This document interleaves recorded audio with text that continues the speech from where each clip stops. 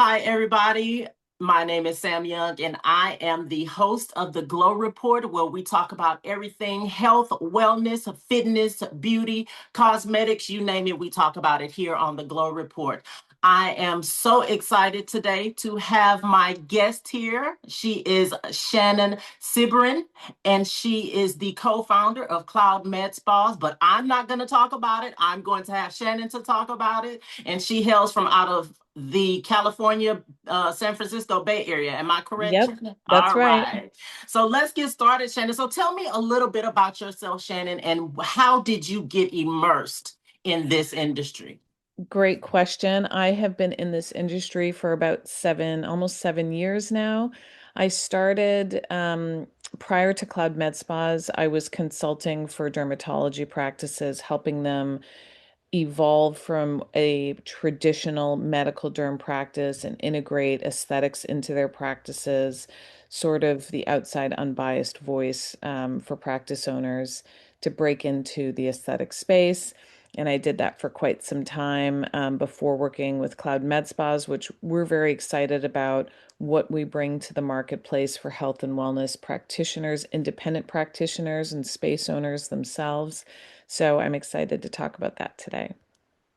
I'm excited to hear about Cloud MedSpas because you are a very niche part of the industry. A lot of people don't think about, and although that's the major part, because you have to have a space to actually practice, and not a lot of people talk about that, can be a lot of your revenue that goes into having a space for you to be in the health and wellness industry. So I'm really excited to talk about this. So, what does a typical day for Mhm. Shannon look like at Cloud MedSpas? Yeah. Oh my gosh. I don't know if there is a typical day, but a lot of it is networking. Obviously, this is a really big space. It encompasses many different types of practitioners and space owners. The majority of my day really goes into making sure that our clients have everything they need. So I'm typically onboarding a client with another one of my partners, making sure they obviously understand how our software platform works for them and their location. I'm also talking to prospective renters, practitioners, people in the beauty, health, wellness space who are looking for on-demand space utilization, ways that they can expand their practice in another market or potentially break into a market without taking on the capital weight, burden, risk of a lease, traditional lease, and being able to access space as they build their clientele, their patient list, and doing it in a way that is affordable as an entrepreneur, solo practitioner. So it's a multitude of ways. We clearly have a variety of clients that we service, whether it's the space user or the space owner. It's exciting bringing a solution or an option to this market for people to feel empowered and to be able to go about um, supporting their business, offering different opportunities to generate revenue to cover overhead and the risk of owning a space or potentially using a space. Gotcha, gotcha. So, what would you say would be the most challenging part of whether you're talking to someone that already owns a space or a Mhm. potential person that is looking for a space, maybe an on-demand space? What would you say would be the major challenge in dealing with those issues? I think the challenge is a lot of times for the person looking for the space is convincing them that this is, whether they're going out on their own or launching their business for the first time, that this is a sort of a risk-averse opportunity. There's no Mhm. contracts being signed or leases being signed, and this is a very transparent way to support getting them going with their practice or building their base. A lot of uh, potential entrepreneurs or solo practitioners out there, they have a drive to be a solo practitioner and entrepreneur, Mhm. but they don't necessarily have the confidence. So Mhm. the confidence aspect of going out on your own, Right. that is what I would say is the biggest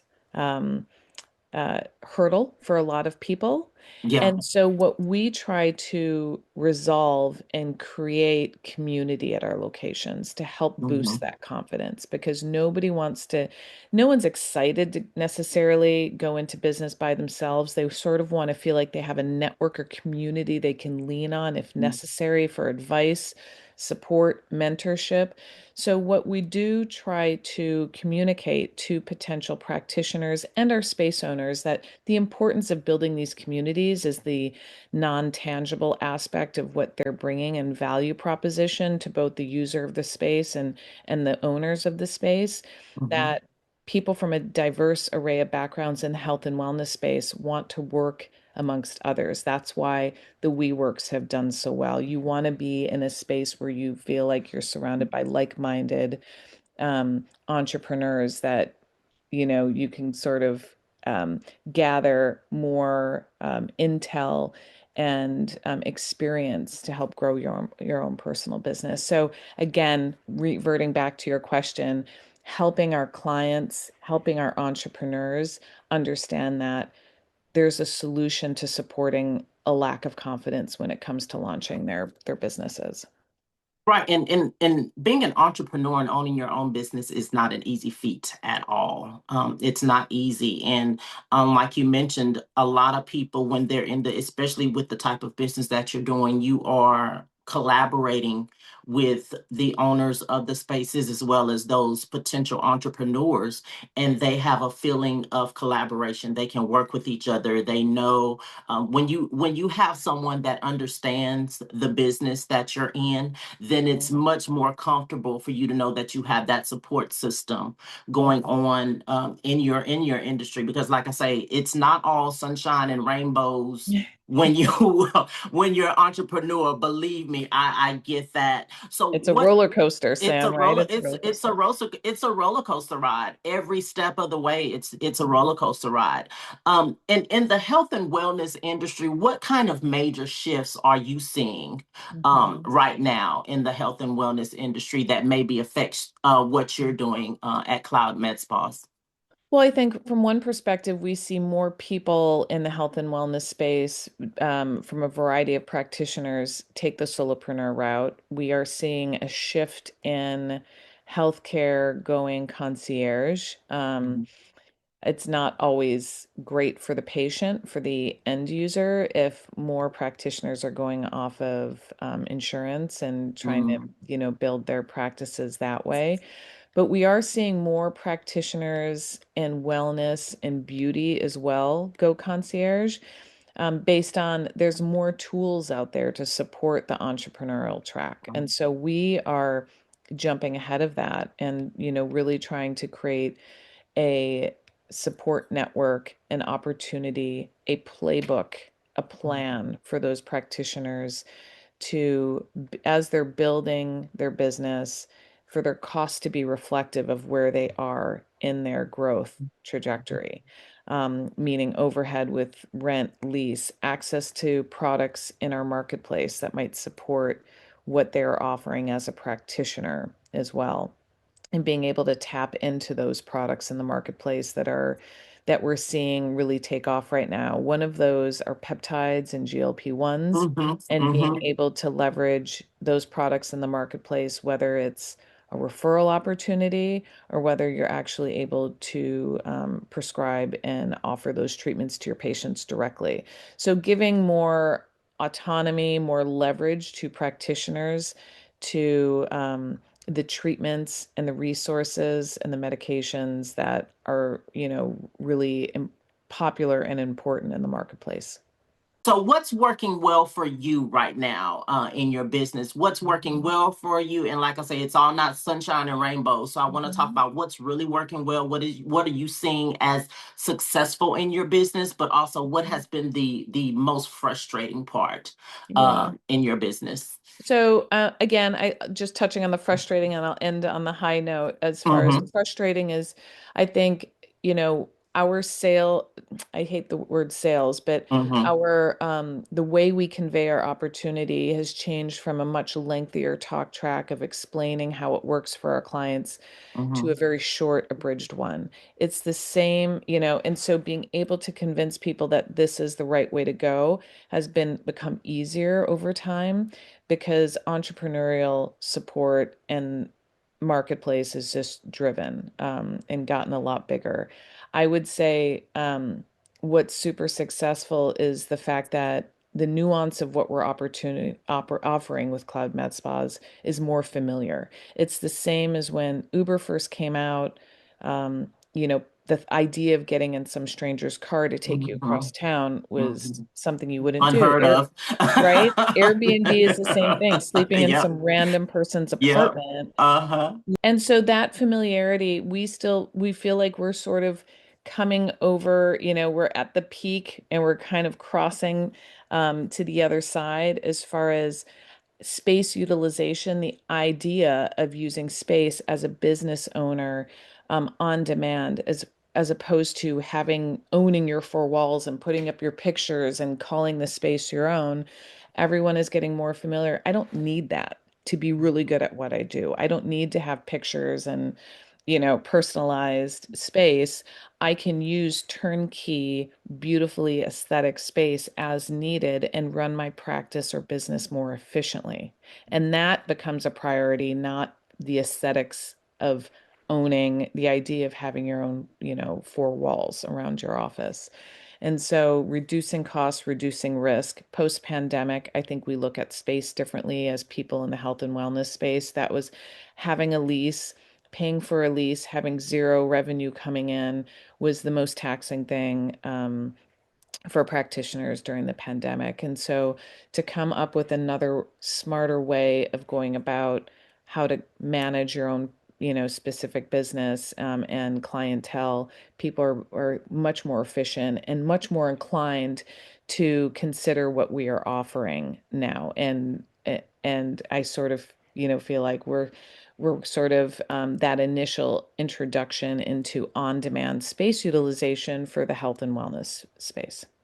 Right, because when I'm looking at Cloud Med Spas, like you mentioned earlier, I'm looking at them like the Airbnb Mhm, of the spaces mhm, for people that are in the med spa mhm, industry.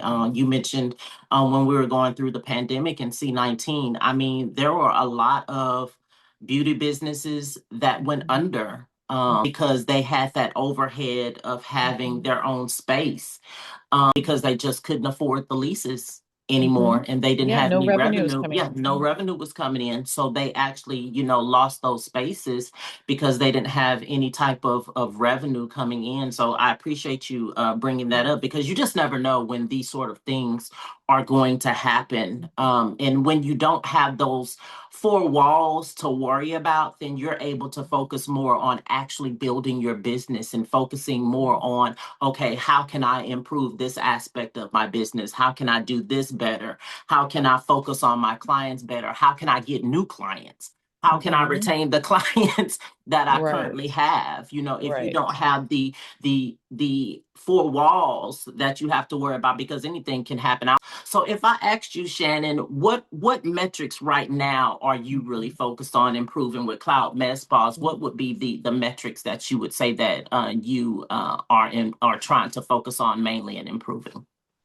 Personally, on the business side, the marketplace offering, we're trying to bring more opportunities to our network to generate more revenue. And so we realize that the competitive pricing that we offer in our marketplace with our products there's a lot of opportunity on which vendors to use. Mhm, Cloud MedSpas does a lot of vetting of who the vendors are that we choose to mhm, work with. And so mhm, we sort of cut through that noise and we bring to our network very specific vendors that, you know, we believe provide both the education and the best pricing for our clients to access and, you know, a variety of health and wellness products in our marketplace.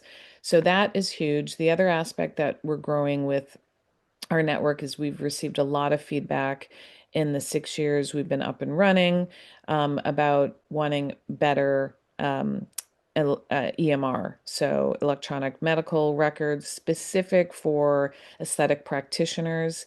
The platforms out there currently are high priced Mhm. and not necessarily easy to use. So we are building an AI central EMR platform that we Mhm. think will be the most user-friendly in the marketplace and competitively priced as well. So we're excited to be launching that very soon. So, we're constantly taking feedback from our network. What can help them grow their business? What's interesting to them? And integrating that into our platform so that we become this sort of one-stop shop opportunity for our clients.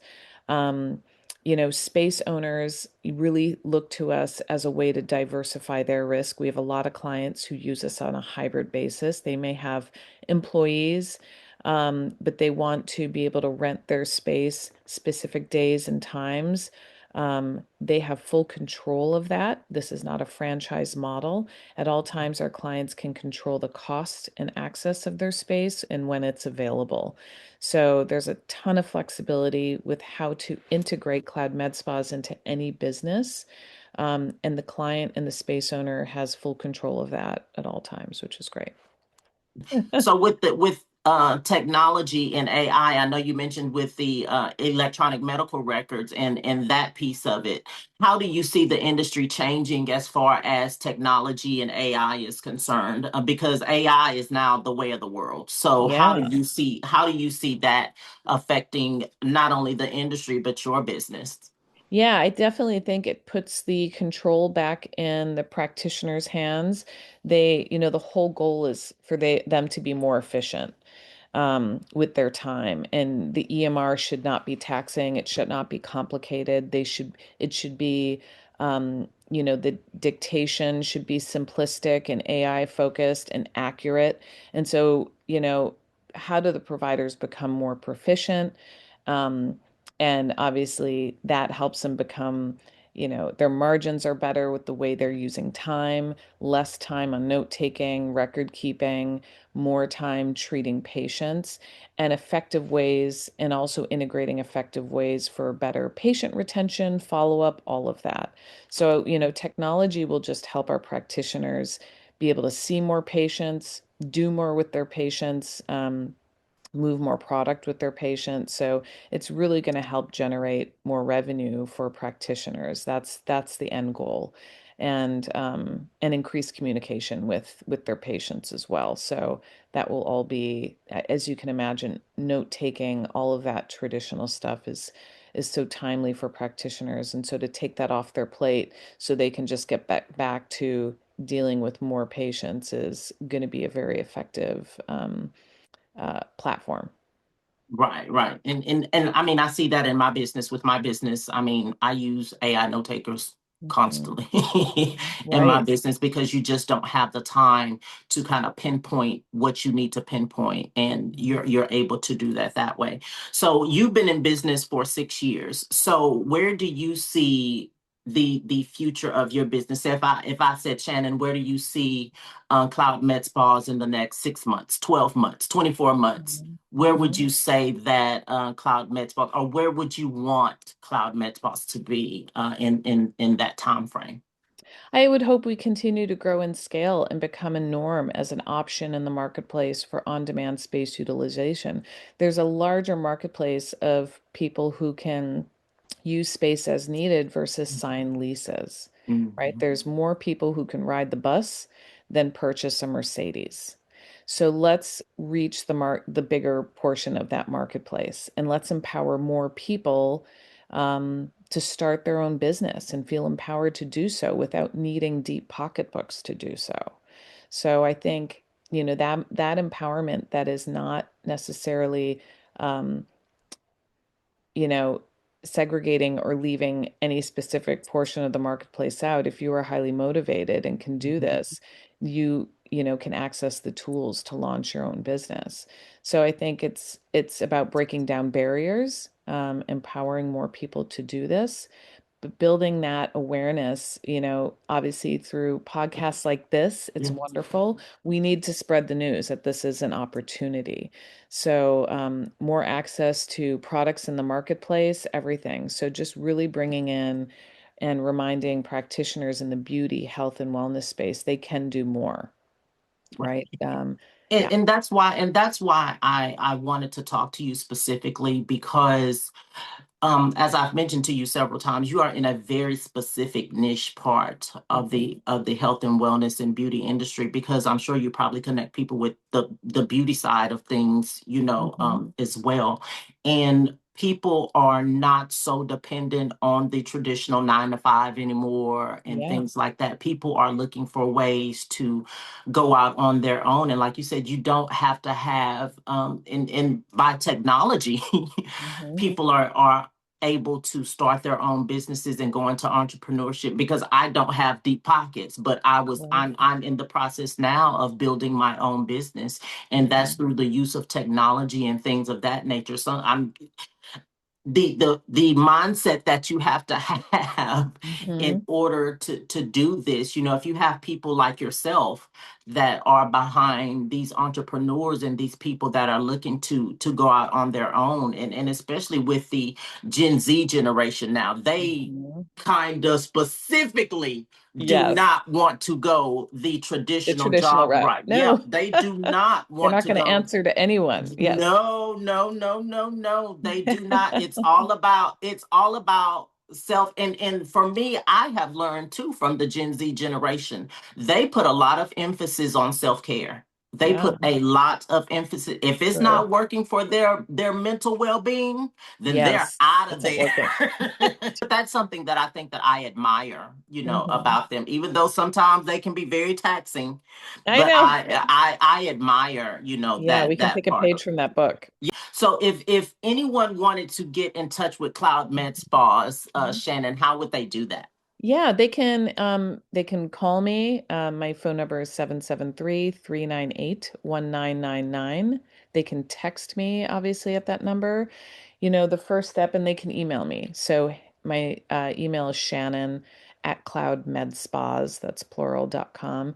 My first ask is tell me about your business, tell me about yourself, and let's have a conversation both financially and conceptually and theoretically about how this fits in to your business so that you can make an executive decision as to whether or not to leverage Cloud Med Spas. But getting that information specific to your business or practice is important because every one of our clients is different.